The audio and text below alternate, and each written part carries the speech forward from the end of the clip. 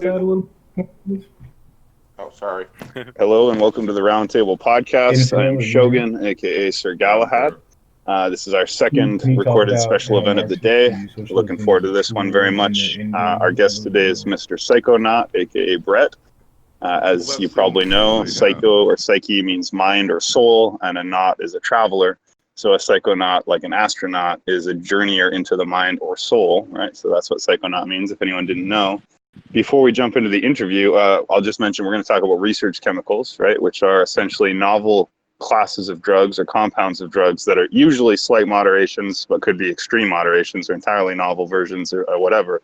But basically, they're drugs that are so new that they're unregulated and therefore effectively legal, meaning there's all kinds of wacky ass drugs you can get legally. And that's what we're going to talk about. But before we do, just going to remind you we're the Roundtable Discord server. You can find us by Googling Roundtable Discord. You can find us through politics or conspiracy theory sections of Disboard.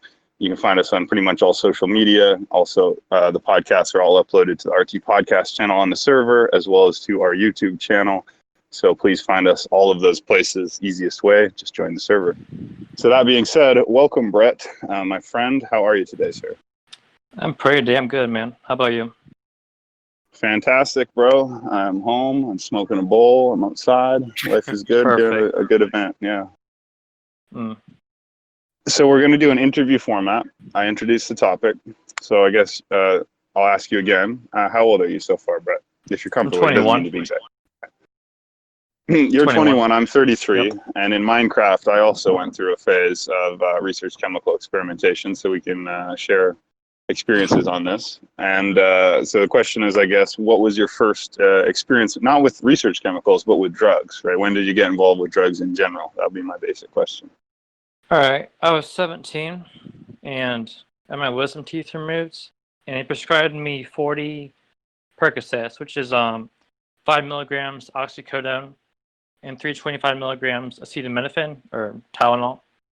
And I took one, and I was expecting like just average pain relief, like Tylenol, aspirin, ibuprofen, but I felt this like warm sensation all over my body, like just like flowing through me, and it was like, it's really hard to describe because I never felt anything like that before, and it was so unexpected too. So I just like laid on the floor and like paralyzed. And since I'm like really sensitive to opiates, like very sensitive, I was like, I didn't want to move. I just felt so good I could not move. It's quite literally like an orgasm without feeling horny. It was for like 3 hours. Like I had no care in the world. I had no stress, nothing. Just it was all blank. And then after that, I started taking them like before school, during school, after school, until they all ran out. And then they ran out, and I didn't know what to do. So that's when I started getting into, why did I feel like this? How did this happen? Like, why can this pill make me feel this way? And so that's what sparked my interest in all this. Okay, so basically you bypassed cannabis and went straight to an opiate habit, is that correct? Yeah, and it was completely by accident because, I mean, I had no clue it would do that at all, but it just happened. My opiate receptors were just in the right way that I was extremely sensitive, which I did not know, but it was one hell of a time. Right. And sorry to interrupt if I did, but first of all, I'm sorry that happened to you, because that's a very sad and very common story. No, and you know, you're saying I didn't know, and yeah, I have an issue where if anyone speaks when mic is open, it will create an echo. So very much try not to do that, because I don't want to subject people to that. But I'm just saying, so it's not your fault, obviously, and yeah, you may have been sensitive to opiates, right? But the reality is your doctor fucked you over, because the fact that you were not aware that you were going to be taking an addictive, recreational, abusable, dependence forming drug and that you just ended up an addict is disgusting, and it's evil, and it's not an accident. So, I hear you. I'm just surprised because most of my friends and myself, we started with weed. Fortunately, I never got into opiates, thank God. But usually weed is the first one. So that's what I expected you to say. But anyways, thank you for that ground level. No I want to problem. ask you about how the opiate thing worked out. Did you eventually get off opiates, or if you're comfortable talking about that? Oh, I'm an open book. Anything. So pretty much, I went to I started going on YouTube after that and researching just general drug use, and I found Psych Substance, and he's like a really good YouTuber that I watched a lot. But he had linked psychonautwiki.org in the video description of one of his videos, and so I went on Psychonaut and found a huge, like, comprehensive, just encyclopedia of all, like, every information I could want about, like, psychedelics, opiates, benzodiazepines, like, everything. And so then I just started, like, memorizing all the pages, everything on it. And then I found Kratom. And I realized Kratom is legal in my state. It's legal in 45 states, I believe. And so then I started taking Kratom around 2017, about a year after my first oxy. And then I've been taking Kratom basically every day since 2017. I take it around every 2 hours. So I'm constantly on it, because Kratom lasts between 2 and 4 hours. But if you take a smaller dose more frequently, then your blood plasma levels of, well, mitragynine, which is the alkaloid that actually is the opiate in Kratom, will stay pretty much constant throughout the day if you keep the dosing correct. So I wake up in withdrawal, and then I take my dose, and it's weird because when you wake up in withdrawal, like, you feel sweaty, you have body pains, like chills, then you take it, and then all of a sudden you just stop sweating, the chills immediately, like, end, and it instantly transfers into euphoria, like warmth. Like, it's almost like you're out in a cold, like, winter day, like freezing, and you come inside next to a fireplace and wrap yourself in a blanket. That's how it feels. Yeah, dude. I'm very familiar with Kratom as well. For those who don't know, I'll just give a quick TLDR. It's the leaf of a tree, common in Southeast Asia, like Myanmar and places like this, Bali, Indonesia, right? And it's got a long history of human use. It's relatively safe. It is addictive, obviously, but to relatively minor extent, right? It takes actually quite a while to get addicted to it, and it's relatively minor. But it's often used for the treatment of opiate addictions, right? So one of its many benevolent qualities is it actually helps people like our friend here who are addicted to hardcore, deadly, dangerous opiates, and it allows them to transition to a safe, natural, legal one. So it's a godsend, right? But the problem is for people like you, Brett, because you jacked your opiate receptors up with the hardcore shit, your withdrawal is essentially kicked down the road by the kratom. So therefore, you'll have more severe withdrawals than someone like myself who is opiate naive other than kratom. I'm sure you understand this. I'm just kind of pointing this out for the audience. So my kratom withdrawals would be from non-existent to minor. Yours would be extremely severe because essentially the kratom is still holding this wolf at bay that your doctor sicked on you with the oxys. Pretty much, yeah. So that being said, if you ever do decide you want to transition further in your journey to, whatever recovery, I'm not sure if you're aware of this, but something you can do that allows you to get off kratom with less withdrawal. And this is an interview, right? So I'm not trying to use the time, but I want to help. If you're not aware of this, it might be helpful. Oh, you're fine. So you can purchase from your same kratom vendor or another one, what's called stem and vein. And when they make kratom leaves, they strip out the stems and veins from the leaves, and they save those separately and dry them and powder them into a different product called stem and vein. So if you just buy as much of that as you can afford, or like as much as you want, like a large amount, same as what you would normally get for your other order, just simply switch, right? 100%. Don't mix it. Don't taper down. Just switch from one to the other. Take the same dose, the same size, or even a little more, but no, well, same size, right?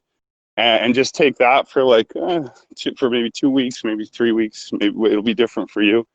But the point is, when you go off that, your withdrawals will be much less, and you won't have any withdrawals at all in the interim. So I don't know if you knew about that. I just wanted to give you that because I can vouch for that technique. It actually circumvents the withdrawal entirely. Oh, I actually had no clue that existed. I'm assuming that due to them stripping out parts of the plant, that it reduces the alkaloid content, so it's like a I guess a much less potent form. Well, yeah, but it's even better than that actually, because not only is it like a lower dose, so it's like a taper or whatever, but it's actually different alkaloids that somehow they feel good anyway. You might actually find you get a better high because you don't have any tolerance to these alkaloids, right? And Right. the funny thing is, even though they're different alkaloids than the ones you're dependent on, they actually have the effect of satisfying the withdrawal, but instead of like transferring the withdrawal, it seems to avoid it, right? So if I take a kilo of kratom at a time for 2 months, right, that's about how long it would take for me to start developing a physical dependence. 2 months of daily use, like 2 to 3 times a day. Mm-hmm. If I quit cold turkey, then I'm going to face watery eyes, malaise, low energy, and at the worst case, restless legs and insomnia. That's the worst I'll get.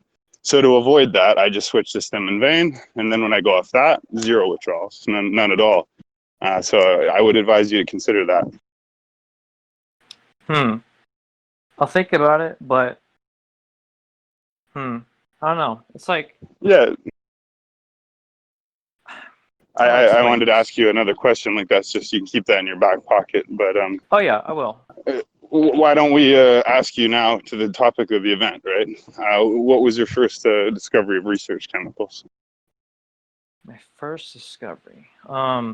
Definitely psychonautwiki.org.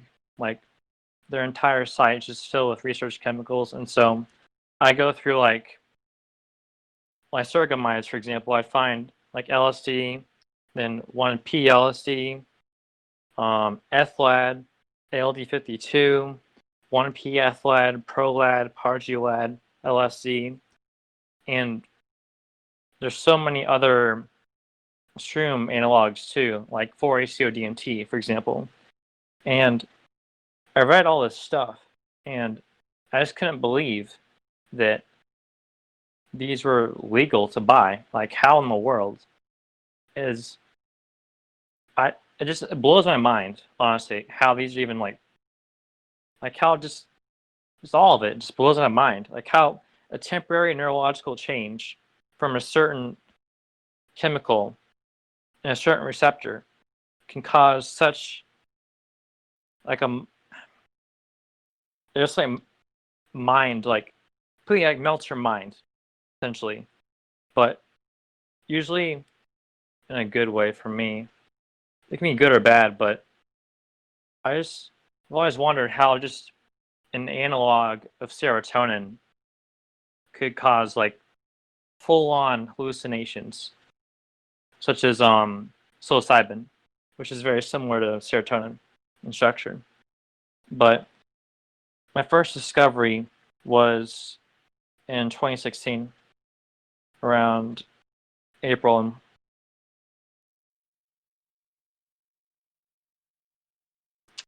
And my first trip was a month after my first oxy, because I found through the same site, Psychonaut Wiki, I found morning glory seeds. I put me in Mexicana, and they contain naturally occurring lysergamides like LSA and LSH, which are very similar in structure to LSD, like almost exactly the same, but not quite. They're the closest naturally occurring substances in nature to LSD. And so I took a very high dose of that in my first trip, which was it was irresponsible. I'll admit, it was very irresponsible, but I took around 800 seeds, and a heavy dose is like 400 to 500 seeds. So I shattered my entire reality into both a good and bad way, because on one hand, I felt rejuvenated.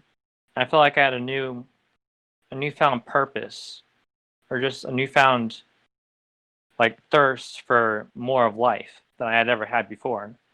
But on the other hand, I knew that I had probably done something that I might regret in the future. I'm not sure how to explain it. It's like a cognitive dissonance it created. But I feel like it was more good than bad overall for that one trip. Can I ask you a targeted question? I want to hear Sure. about the gastrointestinal effects, because everything I've researched about what you're talking about says that if I ever even try to experiment with that type of thing, that I need to have a Pepto-Bismol bottle on standby and have no commitments, because I could get really sick, because you have to get rid of you have to extract it properly, and even if you do it properly, there's still a good chance of having a huge stomach ache. Oh, the morning glory? Exactly, yeah. Okay. There's CWEs you can do, which is a cold water extract, but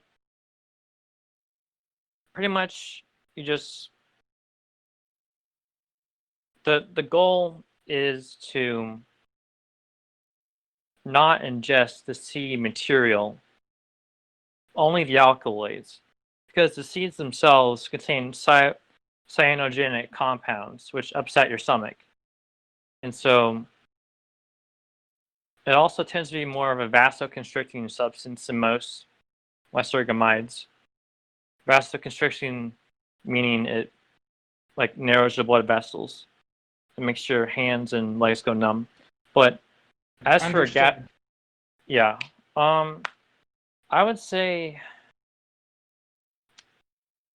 if you have general gastrointestinal problems, then LSA is probably not for you, at all, because you'll probably have a pretty bad time. So I don't, but the problem is I have other prescriptions that I might try and take. Brett, I'm sorry, bro, but we do have an open discussion part, but this is an interview podcast, so we're not actually there yet. So the initial question's fine. We'll go back to it. I will tell you that I did LSA once, and the nausea was ungodly, and it was one of the worst extended periods of nausea and vomiting I've ever had. I wouldn't do that stuff again. However, the high was actually really good. The nausea was just made it not worth it. But I want to go back to Psychonaut and research chemicals. So you mentioned a lot of psychedelics, like analogs of LSD. Are psychedelics your primary interest?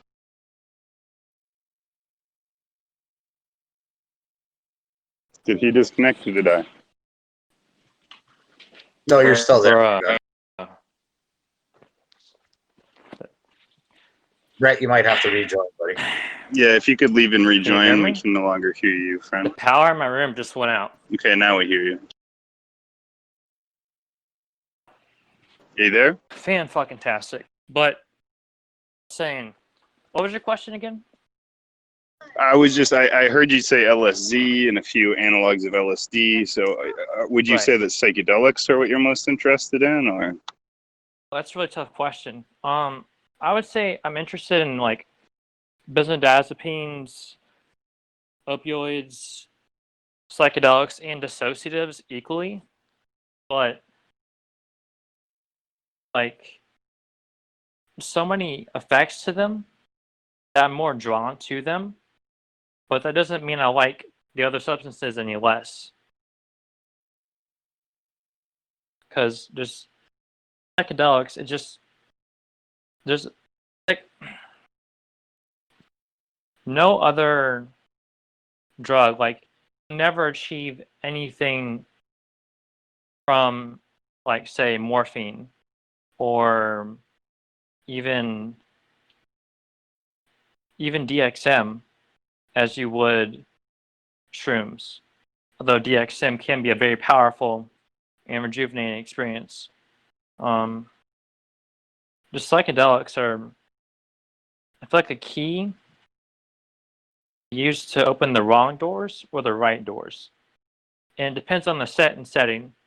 If you have a friend, if you have like for example a benzodiazepine that you can readily take, if the trip goes bad, you can have it on hand because it can't go bad. No matter how experienced you are, how many times you ever tripped, there is always a chance something terrible will go wrong. And so it's always great to have a backup plan. And any depressant, especially benzodiazepines such as Valium, Xanax, Ativan, will depress the nervous system and for the most part stop the delusions and the auditory hallucinations and visual hallucinations. Not completely, but enough to where you're not really freaking out anymore.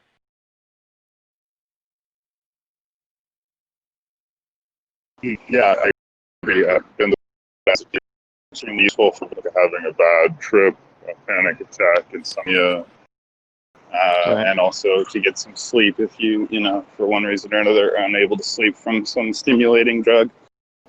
In Minecraft, it can be very helpful to have them for the come down of an MDMA trip, whatever you want to call it, a roll. But as you know, Right. they're incredibly addictive and have a lot of really harmful effects. So they did are. you ever get hooked on them, or how's that been for you? Yes. Let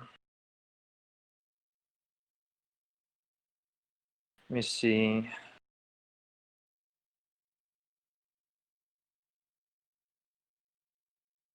I'm trying to think of the first time. You see, benzos really mess with your memory, like a lot. They mess with your memory encoding. So I think the first time I ever took a benzo was when I had my first DXM trip, like the worst trip I've ever had in my life.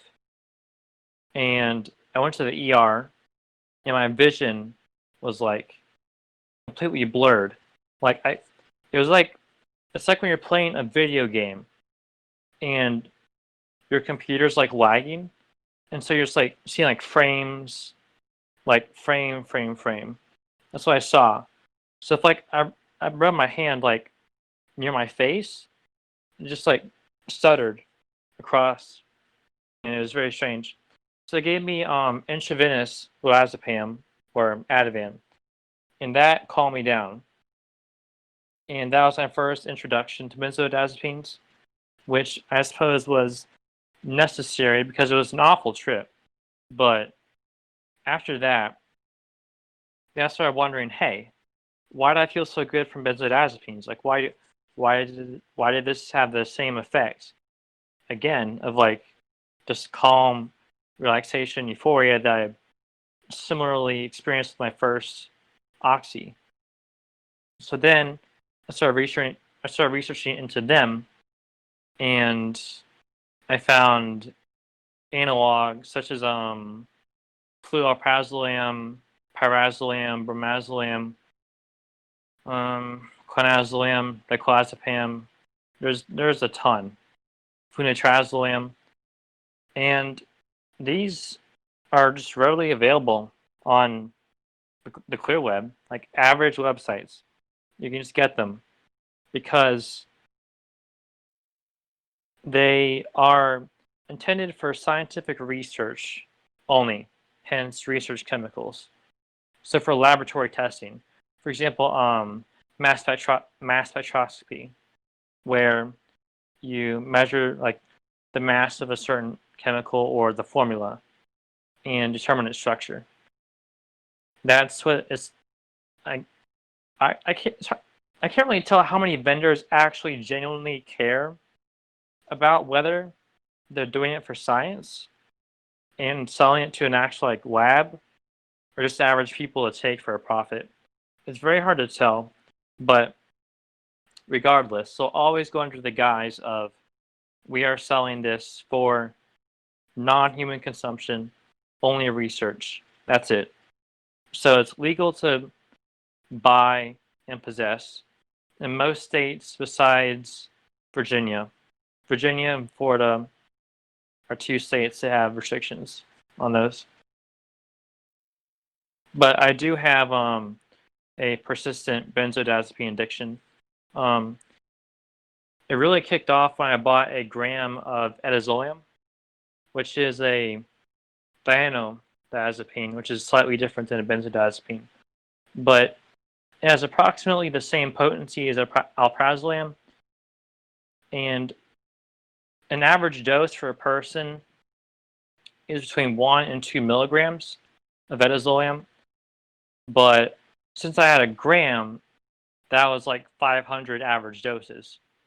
So I would pretty much, I knew I couldn't weigh it on a scale because a milligram scale cannot accurately weigh that low at all. There's a plus or minus around 4 milligrams on your average $30 milligram scale. So I take it and make my own blotters. I take blotters that are blank, then dissolve it in isopropyl alcohol, and then just dip it onto the blotters with a syringe. And then one blotter will be equal to, I suppose you'd say, 1 bar of Xanax. So that was volumetric liquid dosing is the term. Because you can take, for example, 10 milligrams or 20 milligrams on a scale, and it'll be accurate. But that's too much to take already on its own. So you put it on the blotters, so it's spread out. And then it's safe to consume if you do it correctly. But it's also dangerous. There's inherent danger, always, with benzos. But to me, at that time, and even still now, I just feel like the effects, like just the calming effects of it, is just it outweighs the possible risk for me. So, yeah, I'm taking clonazepam currently, which is the triazolam analog of clonazepam, which is Klonopin, K-Pen, whatever you want to call it. And so I'm doing the blotters again with those, and it should last me about 7 or 8 months at current usage rate. So I'm sorry. Are you're? It's a little quiet, but you're currently taking clonazepam on a daily basis? Yes. I usually take around, let me see, about 3 tabs a day. They're around 400 micrograms each. That's the equivalent dosage that I try to make each of them. Although it's hard to lay the blotters evenly, like evenly distribute the powder across it, because even though it's in solution, it doesn't always completely dissolve into the isopropyl alcohol. So you gotta be careful. Okay. So obviously this is an interview, not an intervention, but I have to be benevolent and honest.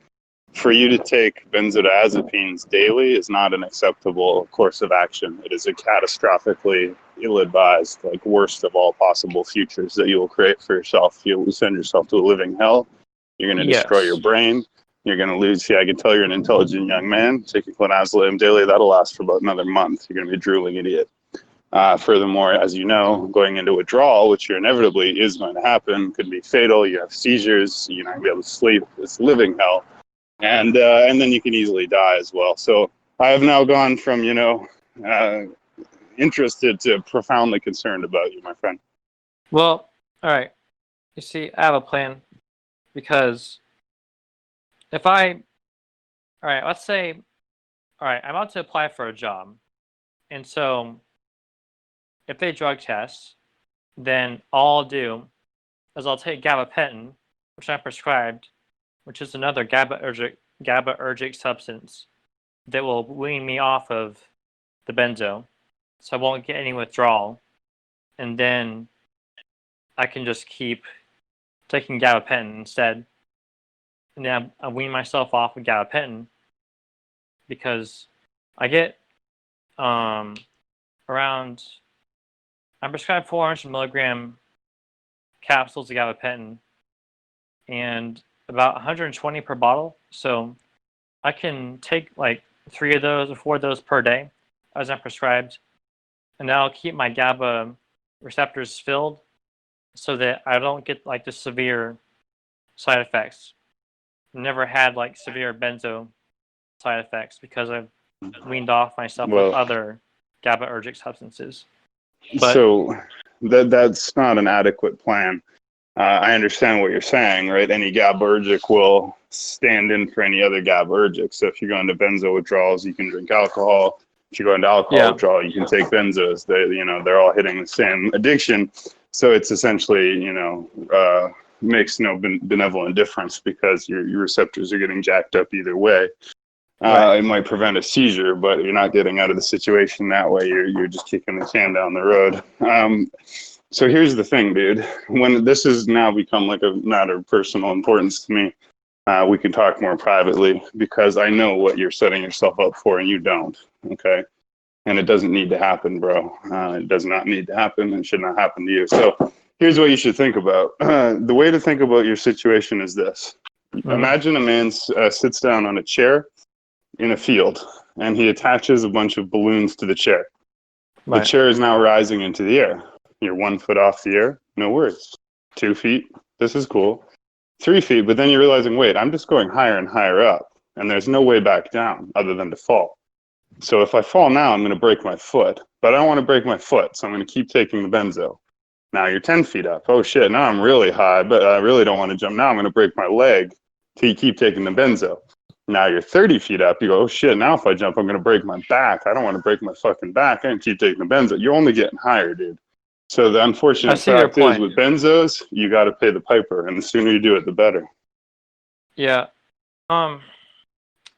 Well, you see, I recently got a new girlfriend, and I have plans to like move in with her and get a job and go to college. And so when I do that, I feel like I'll have no real reason to take benzos because right now it's just like I'm not really doing anything. But for her, I would stop like completely. So because I want like a family, I want kids, I want a life, I want a career. And so I'm pretty sure this is like the last benzo binge I'll ever do. Because, first of all, I need to have functional memory encoding to even be in college to remember the content from my studies. I can't remember trigonometry or physics or biochemistry without a functional memory. So obviously, taking benzos is not an option. Plus, they could drug test me at school, which would get me kicked out. So I know that it's not something sustainable. And I guess I'm just enjoying the last of the ride. But yeah, I get it. And I've been there. Right? We make rationalizations, excuses, and justifications. But unfortunately, I cannot possibly express to you how much misery each additional day is going to cost, right? So say you're getting this relaxation or this benefit. Okay, so say because you're taking this, you're getting like +1 relaxation. The problem is the cost of that is +2 anxiety. So the next day, +1 relaxation, +4 anxiety. And the beneficial effects very quickly become 0 because your brain receptors will downregulate, right? Because they'll be saying, hey, why are we getting flooded with GABA all the time? This is way more GABA than we're normally getting. We better shut off these receptors in order to restore homeostasis, right? So your brain is then literally pruning away its natural GABA receptors in order to try and return to a normal state and essentially end the GABA intoxication. So, well, GABA, yeah, GABA, GABA, whatever. But the point is, GABA is the relaxation chemical that alcohol not does. So the point is, your brain is literally going to prune away its own GABA receptors. And what do you think it will feel like then when you go off them? And now you're not, rather than reducing it, you've now literally destroyed your brain's natural relaxation system. So you're going to be in a state of hellish, unbearable anxiety for months or years, and it will cause damage that is basically permanent, or at least will take years to return to normal. So the little bit of relaxation you're getting now, you're going to pay for it 1,000-fold, and therefore it's just an objectively foolish decision, and you should change your ways immediately because you will deeply regret not doing so. Yeah, I'm going to have to agree with him on this one. I think it's one of those realms that you had your fun with it kind of thing. Probably should. Yeah. And I want to open it up to that's a perfect reminder that I'm going to open it up to the audience now. I just want to say I can counsel you on this, right? As much detail as you're willing to accept the advice. You don't have to take it, but I've been through this multiple times. I know how to do it. So all I'm going to tell you now, before we go over to the audience, is taper slowly, and the more slowly you taper, the better. So take your dose and reduce it fractionally and gradually. Don't cold turkey ever. I'm sure you know that, but never cold turkey GABA, right? So you need to gradually reduce. Do not switch to alcohol, right? Do not switch. You can use your GABA, Penton, but don't do that. Like taper down, right? And then I'll just tell you this. So A, taper, and B, you can. I'm sorry about my cat. Oh, he wants to go outside, but I need to charge my phone, buddy. Hold on. But the point is taper down, and then you can take kava, and you can also take valerian root. It's helpful. And then obviously there's just a number of different things. But the point is you need to try and use things that are not directly GABAergic as much as possible, because that, again, it's just it's pissing in one pot or the other. It makes no difference whether you're using booze or whatever. So that's not going to work, right? What you want is long, slow-acting shit. So actually clonazepam is good to taper with because it's so long-acting that its naturally half-life is basically self-tapering. But the point is, dude, every additional day, like you are essentially in a burning building right now, and the building is burning down around you, and that building is your brain. You need to get out of that burning building right now, not tomorrow, right the fuck now. And because you're going to have to taper off slowly, you got to especially start right now, because you can't just cold turkey, right? You're going to have a process of months and months of slowly tapering. So slowly taper, and look up how to do that online properly, and then supplement with valerian root and kava. Right. So that's all I want to say. And I'm sorry, I didn't mean to be like guilt tripping you or anything like that. It's just I deal with all kinds of drugs and drug addictions and problems and people. I don't think there's a worse fate on the planet Earth than what you are choosing to enter. Yeah, probably. Jordan Peterson, right, the famous Canadian academic, is currently in a medically induced coma in Russia because he got on benzos that his doctor prescribed him, and I remember that. For years he's in living hell now. I have seen this addiction problem personally, and like considering everything I've seen in my whole life, that is like the worst suffering I've ever seen somebody go through in my entire life. It is so horrible. I wouldn't wish that on my worst enemy. Yeah, I when I was in jail too. I thought you were done, Brett. I'm sorry. When I was in jail, I encountered a couple people that were in there for benzo addiction, and they were withdrawing while in jail. And basically, there were at least 4 people that were in there for benzo shit, and they ruined their life over it. Yeah, I mean, honestly, dude, I would rather that you told me you were shooting up heroin. I'd rather you told me you were smoking crack. I'd rather you told me you were doing meth. Well, of course, heroin isn't potentially like lethal withdrawals, but yeah. I'm not saying any of those things are good. I'm just saying out of all the different hells, you've chosen the deepest one. Yeah, pretty much. But, so the question now, let's change to a somewhat different topic now that we've gone down that road. And we can, again, talk about this anytime you want in the future, privately or whatever. But what are your feelings about dissociatives, and which dissociative research chemicals have you used?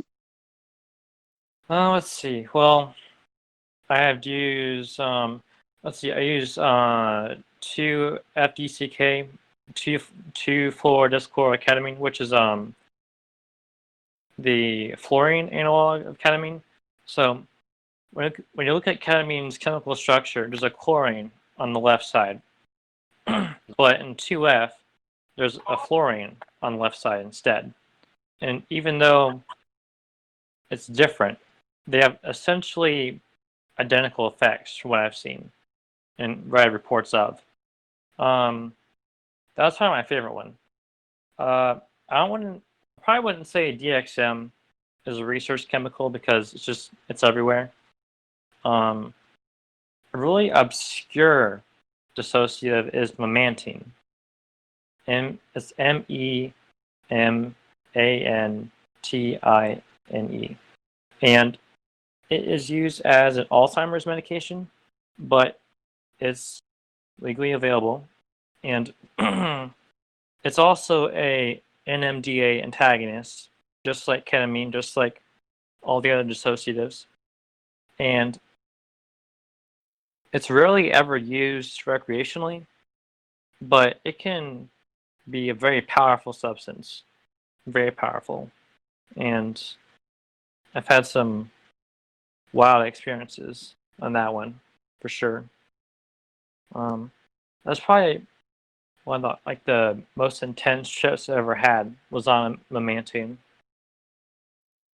Ironically, because it lasts between 48 and 72 hours. I don't know why. I guess the binding affinity is so strong, or the body just can't metabolize it. I'm not entirely sure which one. Probably both. But like you can just put your arm over your face and instantly see like a landscape in front of you, or like geometric structures, or for example, I could put my arm over my face on a pretty high dose and see like a fractal pattern of like bookcases. So it'd be a bookcase, and then it would expand outwards, sideways, and up. And then it would just keep expanding outwards and outwards. And form like a tunnel. You just like fly down this tunnel of bookcases. Like the books would fly everywhere. And you can just open your eyes and then close your eyes again and see a brand new landscape. Like you'd be in a grassy desert. Like this in Sahara. Or you could close your eyes again and just be out in the middle of space. Like that was probably the most intense trip I've ever had on something. But yeah, all I had to do was just close my eyes for each scenario, because scenarios would never be the same. They always change. It's like a dream, but it's like a constant lucid dream essentially. And I would close my eyes to see a completely different, like totally detailed environment every single time. So I would open and shut my eyes until I found an environment or a scenario that I found entertaining or I liked. And I'd just like sit down in the grass or just walk on the beach or just stuff like that. And that trip lasted about 50 hours. I got sleep during the trip, but it's just a very, very unique substance. I'll say that. Yeah, I did experiment a little bit with memantine, but not to the level of having that kind of looks like. Yeah.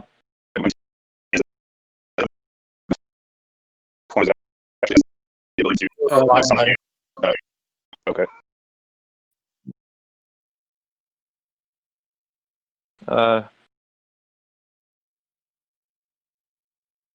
Just wait 10 seconds for it to clear up. Should be all right. All right.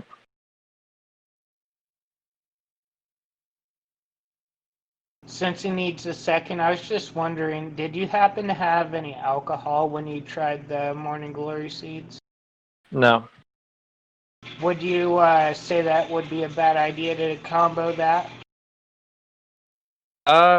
You could potentially fall over and hurt yourself, yeah. All right. I just wanted to. back. Oh, sorry. Thank you. Go ahead. No, go ahead. Thank you.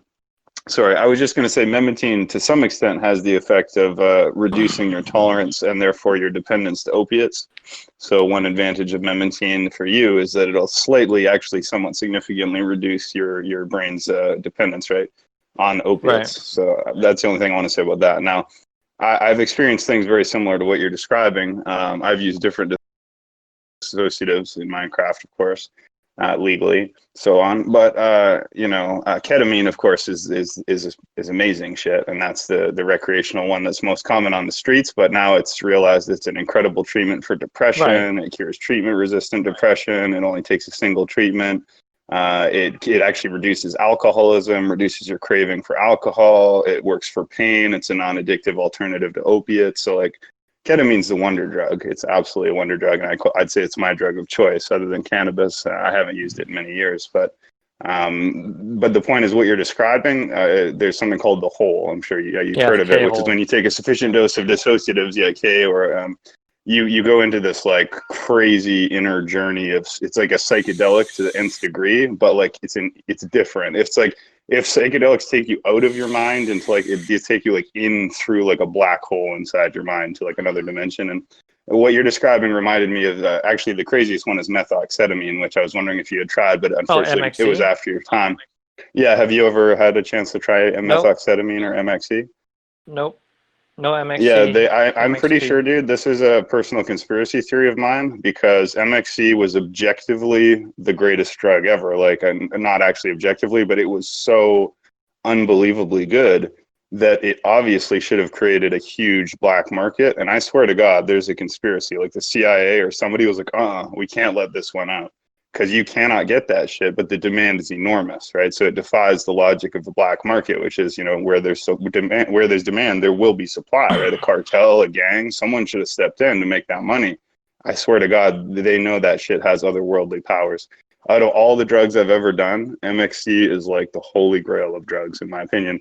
But the point about that is, yeah, like the journeys, dude. And yeah, I know exactly what you mean. But for me, rather than putting my arm in front of my eyes, I would just go into total darkness, and then in the darkness I could see, right? So there's a different kind of like vision that you can do in pitch darkness with this stuff, and like you can literally like see the invisible shit that is in the darkness. It's so fucking weird. Yeah, there's actually a new emerging analog of MXP. It's MXPR, and I've only seen it on one site. One of my friends showed me it, but MXC might have an MXCR, possibly. There might be some resurgence if a new batch can be created, but I can only hope for that. But my memantine dose was pretty extreme. It was around 500 milligrams, which is, let's see, dose is usually around 150 milligrams. So that's why I saw like so much stuff, because of the high dosage. I didn't really feel any adverse effects during it. Besides, I got bored of all the scenarios. Psychonaut, can I ask you, when I have experimented with substances, I've had a lot of apprehension about dosage and a lot of fear that I might do myself damage or anything. It sounds like you're not really concerned with that, or like you do your research, but then you take quite extreme doses like that. What's your reasoning for that? Why aren't you more afraid? Yeah, it's a good question. You can know something, but it doesn't necessarily always help you. Like, it's great to know harm reduction, and everyone should know harm reduction. No question about it. But when I took that high dose of memantine, I was on benzos at that time. So my critical thinking was not in check. So I was like, well, why not? Like, fuck it, Because if I had been not in benzos, I would have not done that. But after that, I quit benzos for months. I quit benzos for around 7 months after that. That was early 2019. And I didn't take benzos again until around July. So that was, about 7 months. Because I knew the benzos were just like make me do things that I didn't want to do. I had no, like my disinhibition was like so strong that I just didn't, I just, yeah, I don't really know how to explain it. Just like any impulse came to my head, I just do it. Just like no questions asked, which is obviously a big problem with benzos and why I probably shouldn't be taking them and why I'm going to get off of them, even though there's probably doubts I will, but I'll have to force myself to, because it's obviously not sustainable. And yeah, that's it. Yeah, Snarl, that was a perceptive question that I'd like to build off of, and also that was an important. This is not optional, dude. You are obviously way too person to just set at the bar card. That's right, brain damage benzodiazepine addict. I apologize, but you're just too good for that. Everybody's too good for that. But also, there's plenty of other fun drugs you can do, right? So, like, you can this one insanely damaging drug and then enjoy 100 that are not nearly as bad, right? So you really don't need this particular crutch when you have so many other crutches available. But again, we're not going to hammer that. Right. I just want to say that what you are is like everyone in this room in different ways. You are very much like me, right? We're birds of a feather. I was a younger man once, and I also was on research chemicals. I also had dependencies. My issue was atizolam because that's easily available. Yep. And I also did have different prescriptions. My doctor tried to prescribe me clonazepam, and they lied. I mean, it's unbelievable. These doctors are evil. He lied to me. I knew that he was lying to me, but I didn't let him know I know. And he said, "Oh yeah." I said, "Isn't this really addictive?" He said, "Take clonazepam every day." I said, "Isn't it really addictive?" He said, "No, it's not addictive at all. It's literally the most addictive drug in the world." The fucking doctor is a snake. Exactly. And I knew, right? But other people trust their doctors. So when he told me, innerly, I was thinking, "You lying son of a bitch. I can't believe you're saying that. That's absurd." But I just smiled and said, "Okay, thanks for the prescription, doctor. I'll see you in a while," because I wanted the prescription. But he told me to take it every day. Anyways, the point is, I know I can't use your excuse, right? I went in everything eyes open. But like yourself, so my point is, you're what's called a polydrug addict and a polydrug abuser, right? Like I also used to be. Fortunately, I eventually stabilized on cannabis and the occasional beer and kratom and coffee. So hopefully you can get there too, because I call it the holy trifecta. I call it flower, leaf, and bean, which is coffee, kratom, and weed.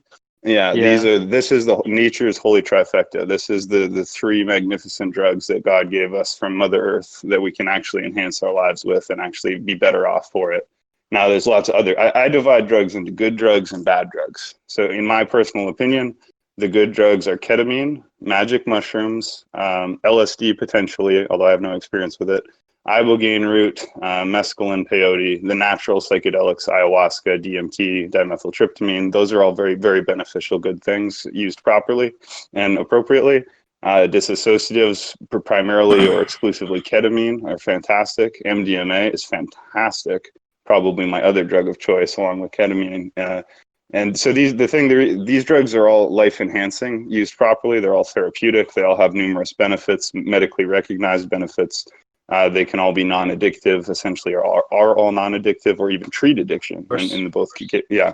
So these are wonderful drugs, right? So try and get these drugs. Not that I advocate any illegal activity. If you can, find some magical place where this is legal, right? This is all a thought experiment here. But the point is, just try and do what I do and distinguish between those drugs that can enhance your life and are actually worth, Brendan Schaub, former UFC fighter, he uses the example: is the juice worth the squeeze?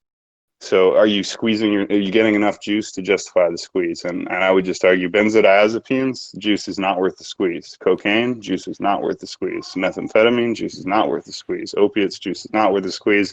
Benzos, alcohol, not worth the squeeze. But Yeah. So that's my take for you, right? Because guys like me and you, the reason is we have some weird need to alter our state of consciousness, which sort of transcends any individual drug. We just need to alter our brains, right? You call yourself Psychonaut, exactly why. And I'll just tell you one last thing before I get off the mic. There is a direct one-to-one correlation that is extremely strong. In fact, one of the strongest correlations in social science is between high IQ and drug addiction. So literally if you plot the two on a chart, they're basically directly overlapping one another. It's almost a matter of correlation to the level of causation. The higher your IQ, the earlier you'll begin using drugs, the more drugs you will do, the more different drugs you will do, the more susceptible you'll be to alcoholism and addiction. And so essentially, if you're of above average intelligence, it is uncommon that you will not use drugs, which obviously does not mean that sober people are stupid. And obviously staying sober is generally a very smart decision, but it's actually intelligence, not stupidity, that usually drives people to drugs. And sorry I'm being so long-winded. Obviously there's lots of different kinds of drugs, lots of different kinds of drug users, but you strike me as the intelligent kind. And I think that is part of the reason for your personal lifestyle. Oh, thanks, man. Appreciate that. And I didn't know that about IQ and a correlation, but I do actually have some psychedelics on the way, like currently. I have 7 gel tabs of 200 microgram LSD. I have 250 milligrams of 4-HO EPT, which is a substituted tryptamine, which is a shroom analog. And I'm looking to get 500 milligrams of DMT as well from another Connect. And hoping that using these, I can use it as a tool to sort of wean off of my, I guess what I'm trying to do is break the cycle of benzos, potentially. If I can break the cycle of benzos by using these and shrooms addiction suppressing properties, then I'll go for it. Now you're on to something, bro. This is a solution that's going to work. This is what you need to do, right? Have a private conversation with me and whoever else wants to listen. Then you got to taper off properly. And then at a certain point, you're going to take a properly planned dose. Ideally, what I would prefer is that you have access to psilocybin cubensis mushrooms, and then, golden teachers, etc. And, the traditional heroic dose being 5 dried grams in silent darkness. If you can handle more than that, which it sounds like you can, but again, you can't cheat on this, right? You can't be ideally on more than see, the thing is the benzodiazepines. So you're going to you can't get out of unfortunately, because the benzodiazepines are a little different, you're going to have to do the taper first, and you're going to have to taper down over a period of time until the dose of the benzos in your system is low enough, because unfortunately, the benzos will largely, almost totally actually counteract the mushrooms, right? The therapeutic and beneficial effects of the mushrooms comes from the introspection and the difficult psychedelic journey that they put you on. And as you know, right, the benzo is basically going to neutralize that. So unfortunately, this isn't going to get you out of the hard work, unfortunately. There is nothing with benzos that can. So unfortunately, as far as I know, ibogaine root can actually interrupt opiate addiction, which is miraculous. So even if you're this is something you should consider, actually. I didn't think of this because you're also addicted to opiates. If you take ibogaine root, you will have an insanely intense psychedelic experience that lasts for like 3 days sometimes. And you will then be completely cured of all addictions.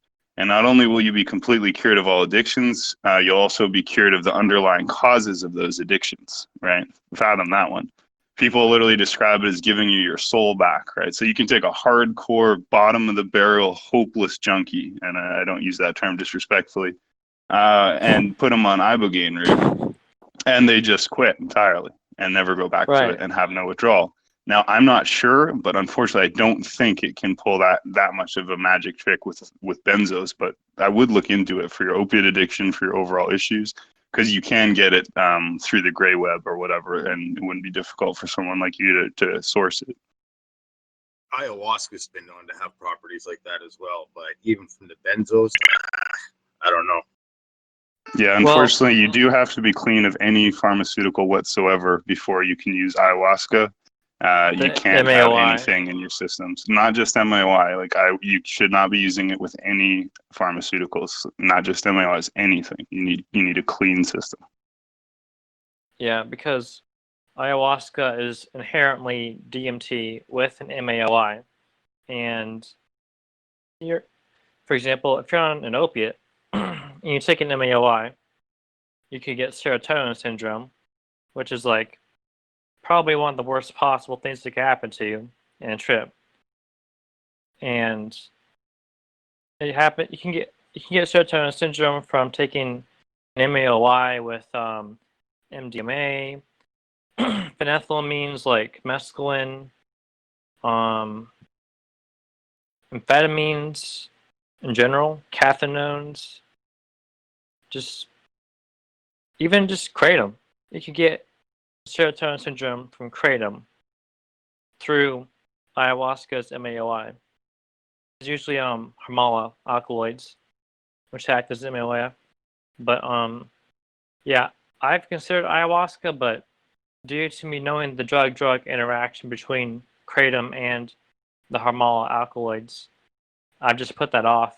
But if I could smoke DMT straight and not have to use an MAOI, then I could get some progress. But what I'm planning to do exactly is taper off of the benzos and then wait a bit, because during the time you taper off of benzos, there's an increased chance of a seizure during a trip if you're like in benzo withdrawal.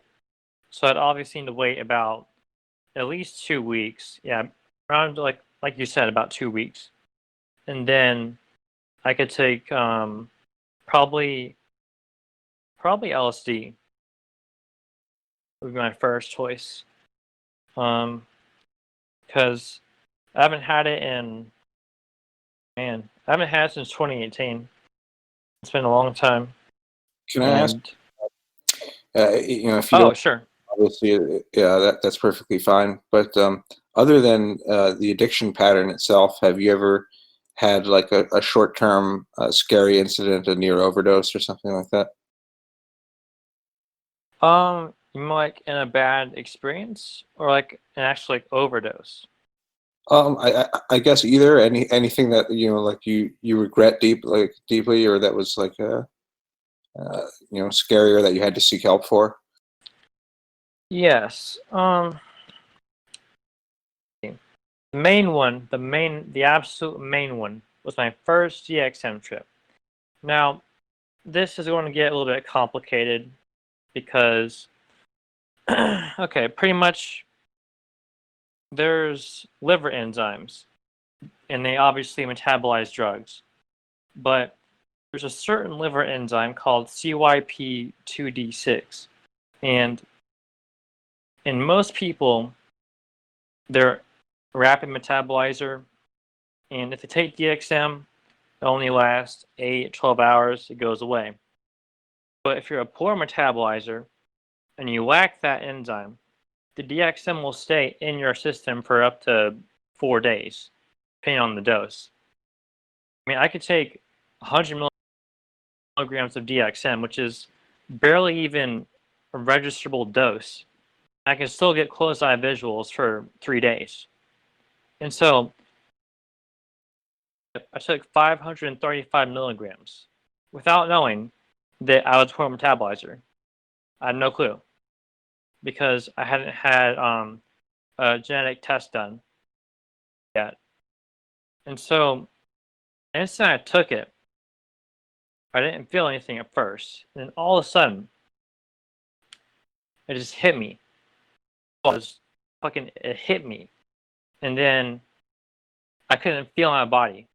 Like my sense of touch, my sense of smell, my sense of taste, it was all absent, just gone.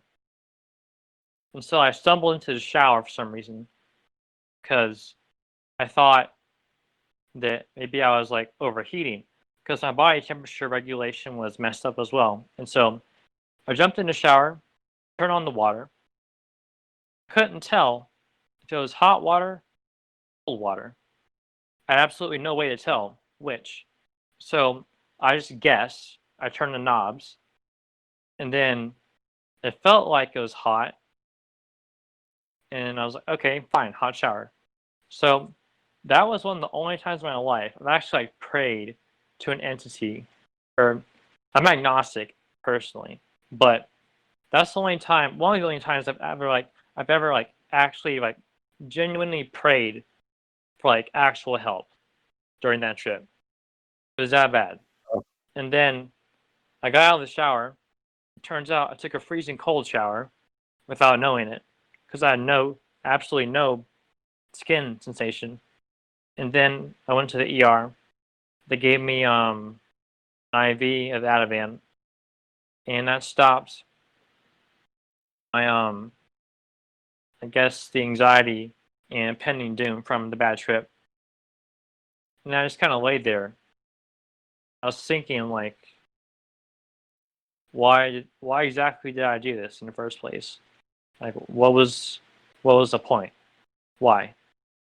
And then after that, after the trip ended a few days later, I was like, you know what? I'm done. Like, I'm done not researching anything before I take it. I'm going to research the absolute shit of every single thing I'm ever going to take, ever. And so that was in 2016. And now I'm here. And the only reason that I know any of the stuff I do now is because of that bad trip with DXM. That's what motivated me to learn, really, like, in depth, why exactly I need to be careful of adverse effects and possible interactions. Anything that could possibly go wrong during a trip. I pretty much try to learn all of it that I can. And it's helped. It's helped me a good bit. Whenever I trip now, I don't really feel anxious because I know that I always have like gabapentin I could take just off bad experience. But now I just don't really get anxiety at all during a trip. I used to get some like pre-trip like feelings of like, will this be good or bad? But now it's just like, well, I have my setting. I'm in a decent mindset, and I'm going to do it. If it goes wrong, end it.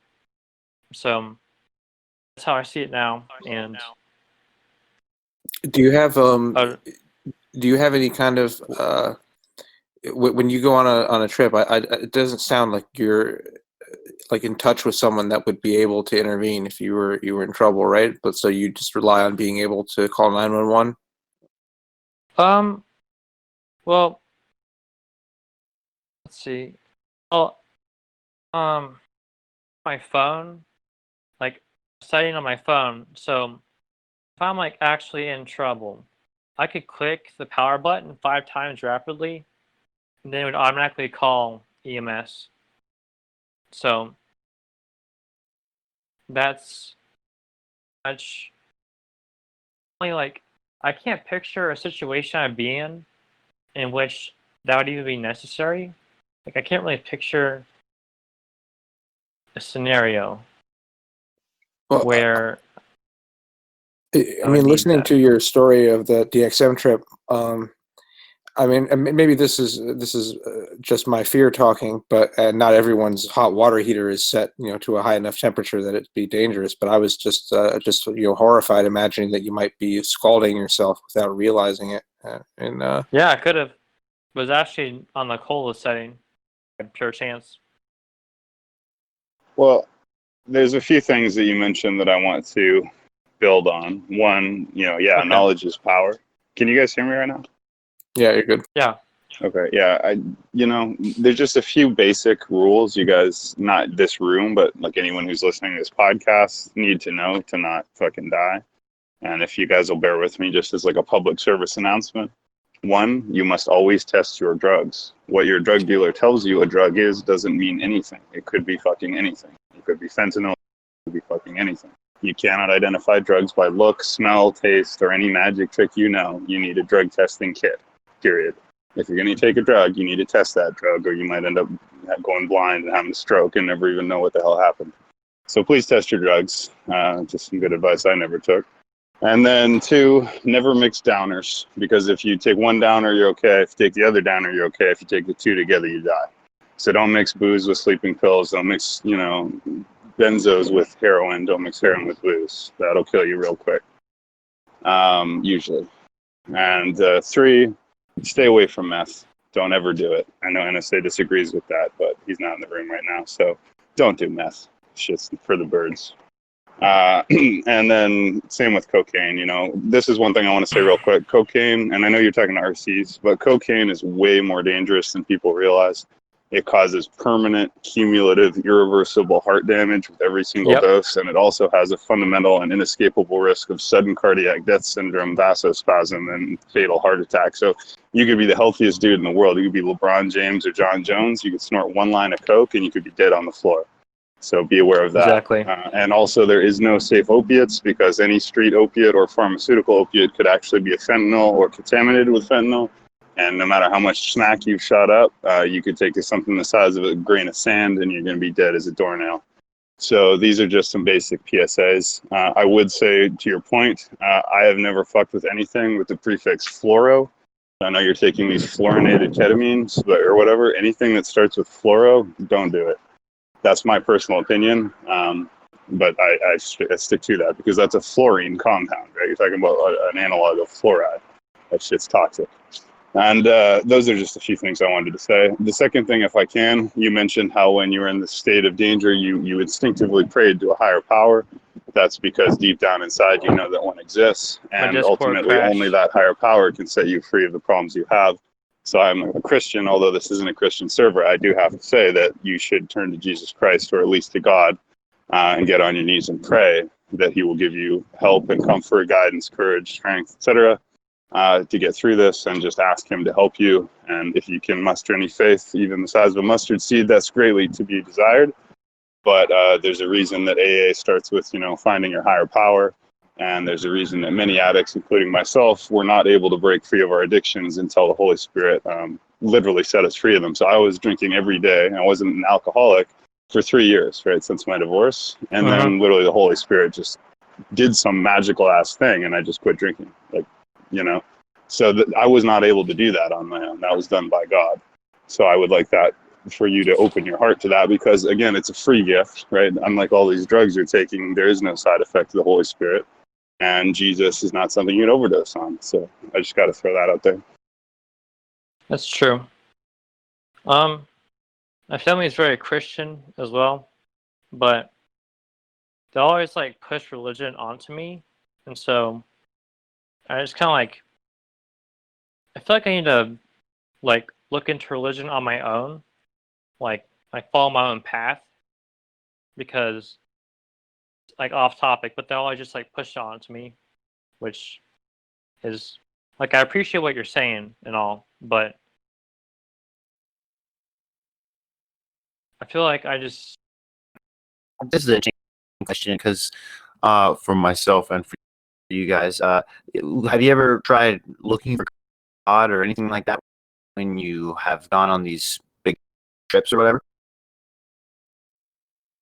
I mean, Because all right, go ahead. well, it's interesting because there's been, I'm not sure if there was an actual study. I'm pretty sure there's at least one study done where there were, for example, psychedelics were taken in Native American tribe, like peyote, or maybe in India, they took ayahuasca or whatever psychedelic they have, mushrooms, and then in Africa, they could take a psychedelic, and all of them see whatever entity or their holy entity they see is the entity they worship already.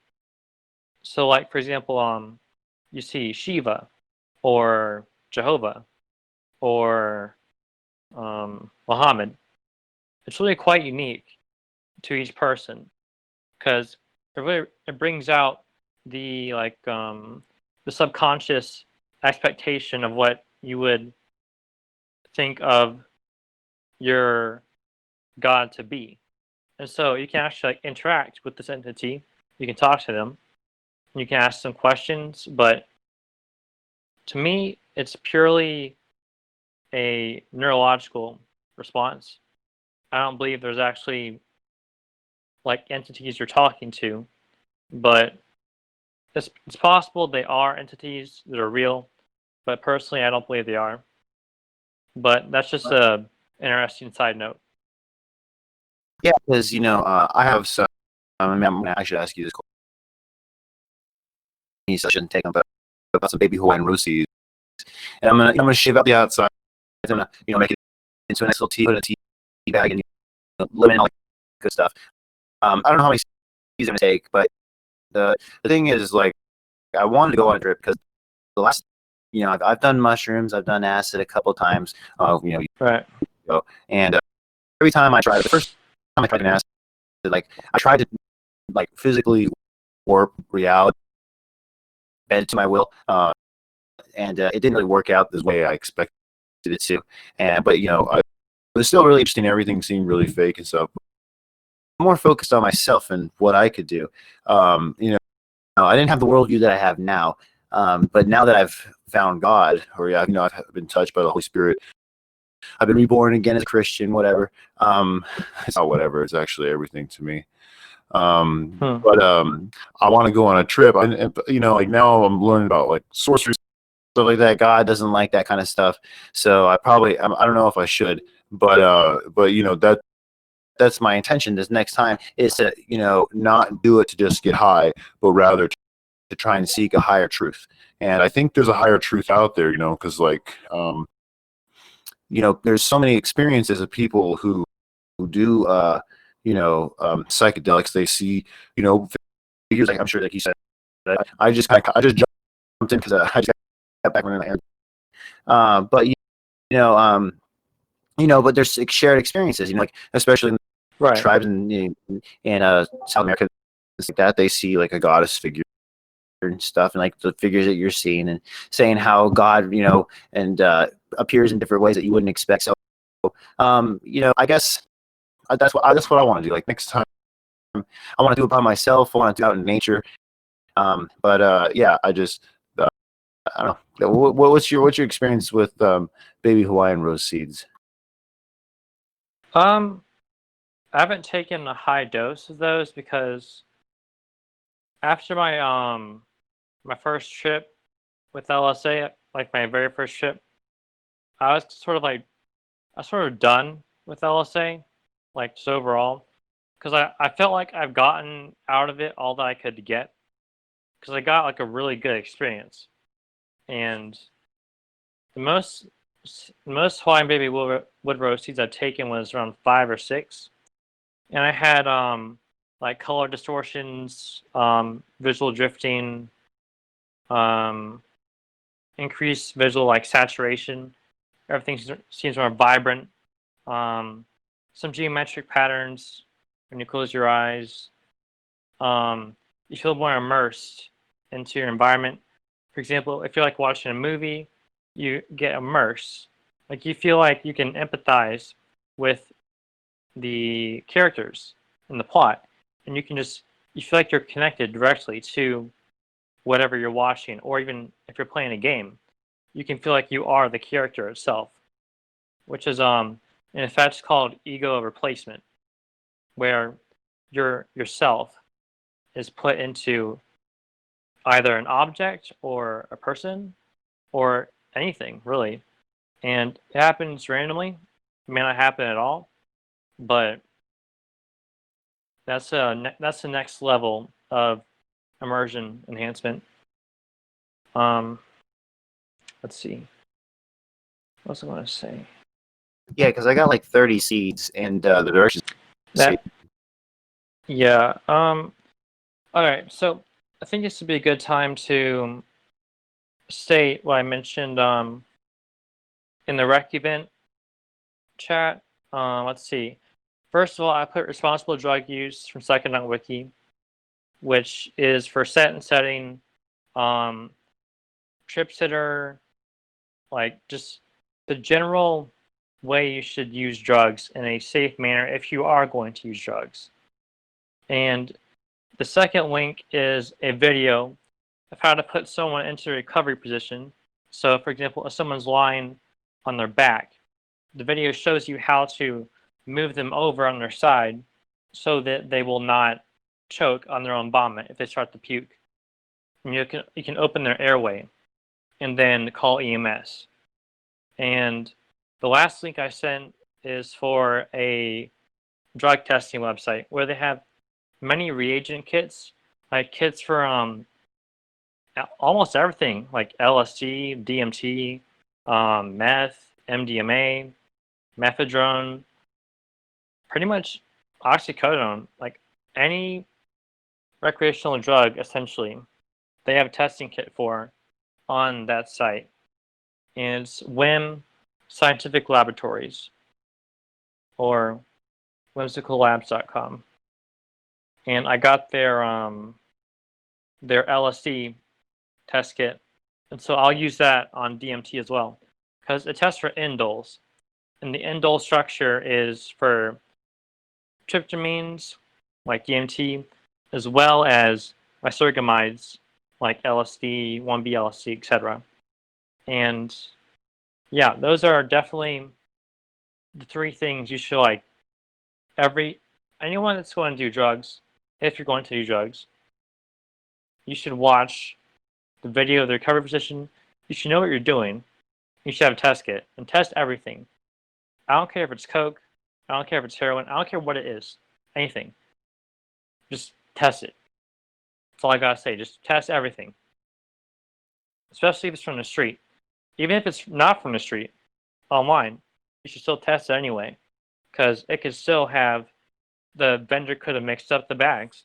They could have given you a completely different substance than you asked. And then you take the wrong dose, and there you are. You're stuck. So those are the resources that I recommend everyone should use. That's it. Well, yeah, man. Anything Go ahead, else? brother.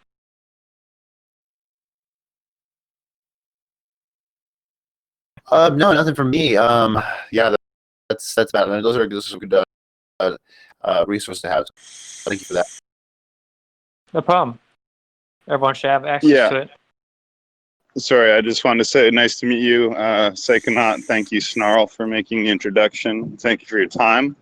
As I mentioned, I'm always at the disposal of any member of the server if you ever want to talk private or public about anything. And we could certainly do more events with you. I'm sure we only scratched the surface Oh, of this topic and of your experiences. Right. Also good to see you again, Mohammed Kasim. So that being said, thank you everybody for attending the live event. Thank you, of course, to our special guest. We are indeed the Roundtable Discord server. You can also find us on YouTube on a variety of social media platforms found in the RT Portal channel. You can also, of course, find us on YouTube and Googling Roundtable Discord. Come join the party.